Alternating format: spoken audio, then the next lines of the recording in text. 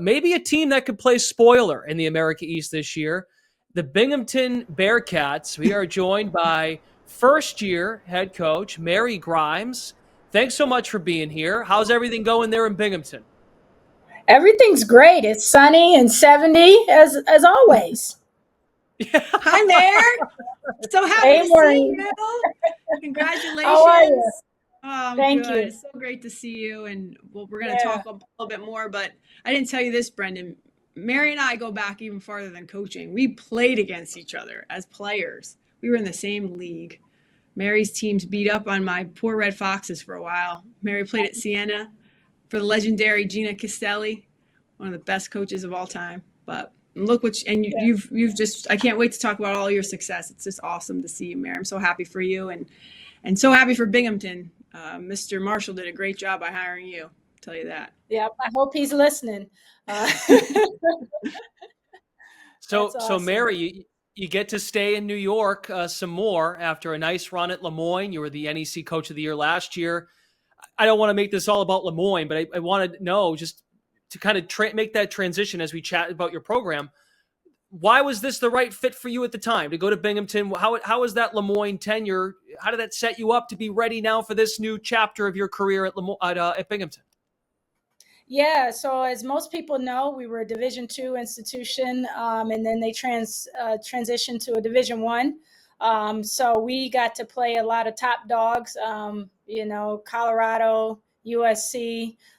So it kind of last year was a little bit rough in the non-conference, but the transition, from D2 to D1, it was something that I wasn't unfamiliar with. I've been at Syracuse, Xavier, Albany, so I understood the lay of the land. It was just getting the players to understand that lay of the land as well. And so I think I've always wanted to be a head coach. I've always wanted to coach at the highest level possible. So it seemed like a seamless transition to go from Division II, Division I head coach, and then, just having the success in the NEC that we did. I think people took notice. Like Maureen said, Gene Marshall was just down the road and he wasn't, had his nose in a book. He had his ear to the ground. He knew what was going on. And for me, it fit. I still can kind of make it back to Syracuse a little bit and, see friends and family in Syracuse. So it was a good time to transition to the next step. And how has it been, since you took over? I mean, I know that those first couple weeks, months, especially, we'll talk about your kids later on, but I know it's kind of a whirlwind. Are you excited to start playing games? You feel like, finally it's here. How has the summer been for you, just transitioning? Yeah, for me personally, the whirlwind hasn't ended. We're still going. There's lots of things to do. There's a lot more media. There's a lot more. For example, this call we got to be on for conference things and media appearances. So not only I have to coach my team, but I also have to be out in the community a lot more. And so our SID office has been awesome, just getting me out there. And I mean, this community I knew before when I was at Albany that they supported the team, but now living here and seeing the fans and hearing the season ticket holders and telling me where their seats are, it's been amazing, so people are watching, it's got a feel of a small town vibe, but when you come in this arena, it gets rocking. So for me personally, it's been exciting. I'll sleep in April or May at some point. That's the adage, right? We're getting close to that time where we'll sleep come April and May. Mary Grimes, first-year head coach at Binghamton. So let's dive into the team. And from what you can share, you retain 9 players. You get Jaden Welts to come back, who was an all-conference selection last year.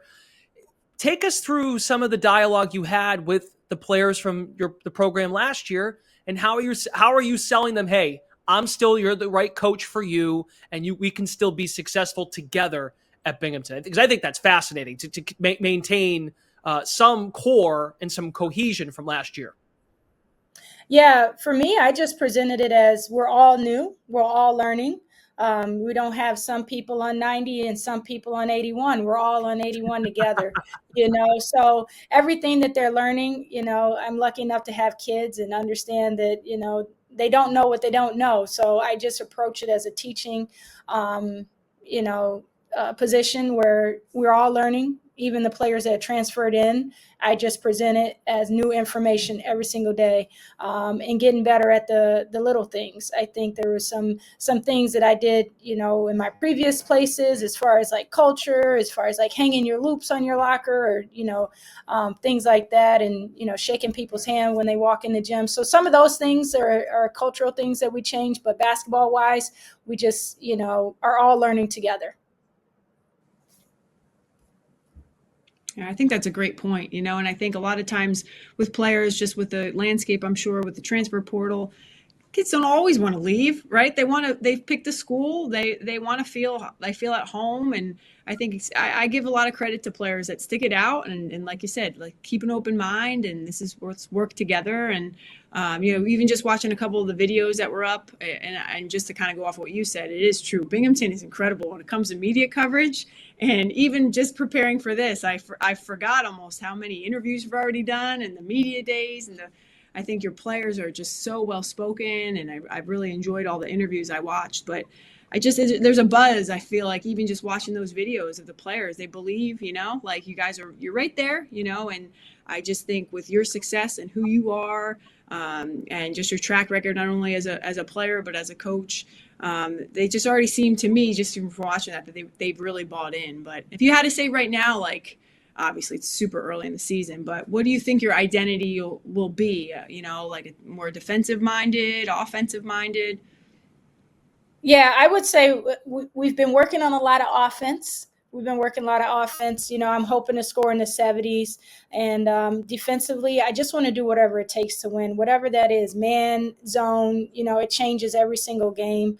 It just depends on our opponent. So, the best teams that I've been a part of have held teams defensively to top 10 in the country. And I know we have two of them here in our conference with Albany and Vermont. So that's what I hung my hat on at Lemoyne.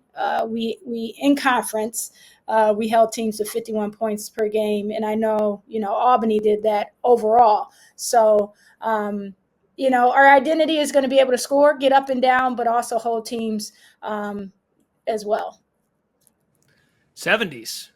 I hope so. I mean, last year was 62. Maine was 64. I mean, the whole, like you said, defense is really the theme of the league. But Binghamton's second leading scoring offense in the league last year. You knocked down the three. I know I mentioned her name a few moments ago, but having Welts come back for another year, what steps can we expect? Leadership on the court. What are your expectations?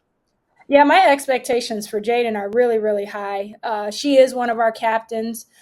She's been a leader right from the get-go. If there's something on campus that I need to know, I call her first, actually. So it's been pretty cool that she is so informative and understands Binghamton first and foremost. But as far as like her on the court, I just given her a lot of freedom to be who she is. I think that's why players like playing for me, is they can be who they are and work their way into our system. I'm not asking her to go down and post up unless, she expands her game that way. But, I just want her to be who she is, and we'll figure it out from there. And I think that's been a welcome surprise for her, that I just given her so much freedom to have where she can shoot, she can drive, and she's a prolific passer. I've seen it, in drills where she's throwing it behind the back and whatnot. So just an electric player that I'm excited to coach.